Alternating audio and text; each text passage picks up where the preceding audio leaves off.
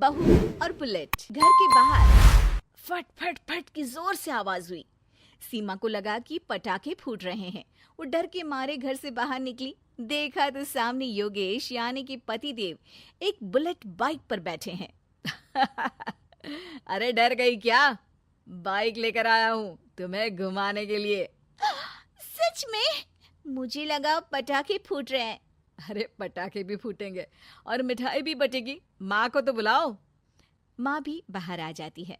अरे योगेश बेटा, इतनी जल्दी आ गया? और ये गाड़ी किसकी है? साहब की है? हाँ माँ, तुम्हारा बेटा साहब से कम है क्या? मेरी ही है। अरे बेटा, इतनी बड़ी गाड़ी ले ली, इससे तो तू घोड़ा ही ले लेता।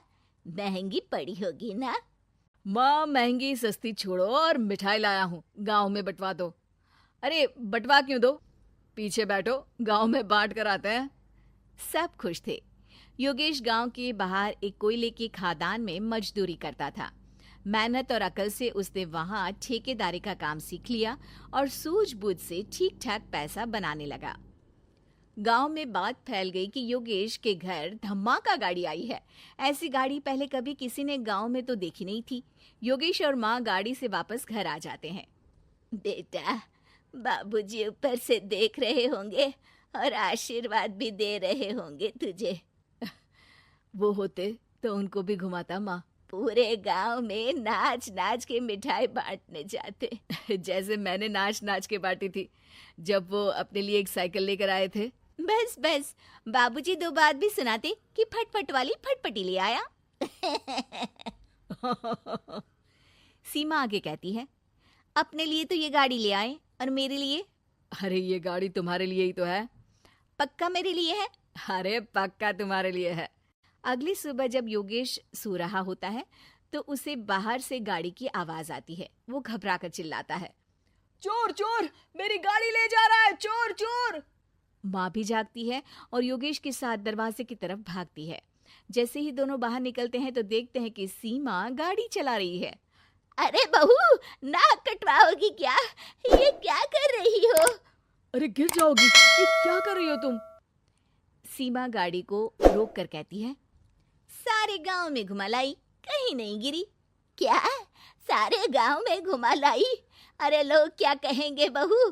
सोचा क्या एक बार? यही कहेंगे कि कितनी अच्छी गाड़ी है।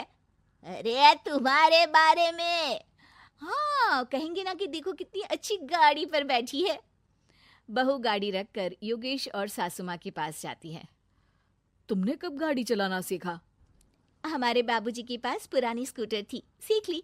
फिर स्कूल में एक मास्टर जी भी ऐसी ही गाड़ी लेकर आते थे, उन्होंने सिखा दी। हाँ, स्कूल के मास्टर आजकल यही सब तो सिखा रहे हैं। पढ़ाई का कुछ सिखाते तो कुछ भला होता। अरे बहू, अब गाड़ी मत चलाना। हमारे परिवार में कभी किसी औरत ने पीछे से आगे की सीट पे आने की हिम्मत नहीं की है। तुम भी मत करना, समझी? जी समझ गई माँ जी।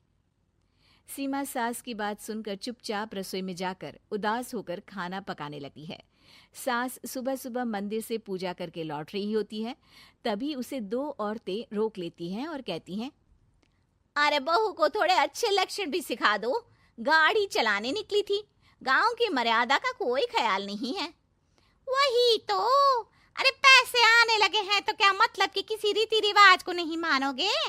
अरे समाज में रहना है तो समाज के ढंग से ही रहना पड़ता है। अरे लाज भी नहीं आई बहू को? चूल्हे चौके से निकलकर सीधे गाड़ी लेकर चौराहे चबूतरे नाप लिए, फट फट फट करते हुए। अरे कुछ कह देना उसे। अरे ये क्या कहेगी? बूढ़ी सास है, इनकी थोड़ी ना चलती होगी घर में। हाँ, बहू की ही चलती होगी, मर्जी भी और गाड़ी भी। सास सब सुनकर घर आती है और बहू को चिल्ला के बुलाती है, अरे नाक कटवा दी सबके सामने गाड़ी चलाकर। औरत जात गाड़ी नहीं चलाती। शहरों में तो 4 पहियों वाली गाड़ी भी चलाती हैं और हेलीकॉप्टर, हवाई जहाज भी।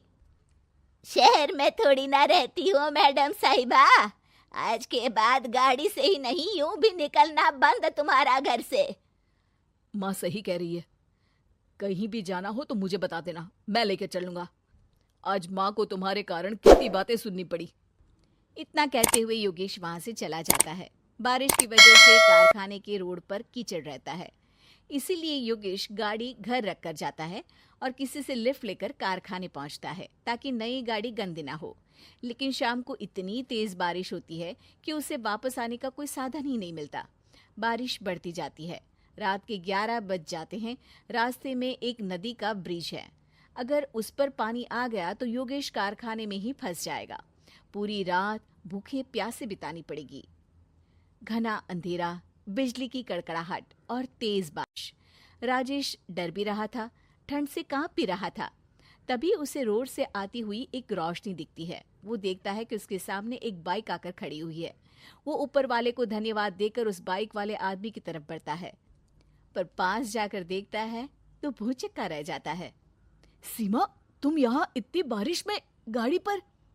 पहले बैठो तो, नदी ब्रिज पे आ जाएगी तो जाना मुश्किल हो जाएगा। योगेश गाड़ी के पीछे बैठता है। सीमा गाड़ी चला रही है। मैंने तो तुमको पहचाना ही नहीं। गाड़ी की आवाज तो पहचानी होगी ना। अरे पर मुझे नहीं पता था कि तुम आओगी। अच्छा किया कि तुम आ गई। माँ नहीं आने दे रही थी, पर हमेशा पति पत्नी की रक्षा थोड़ी ना करेगा, पत्नी को भी तो करनी चाहिए।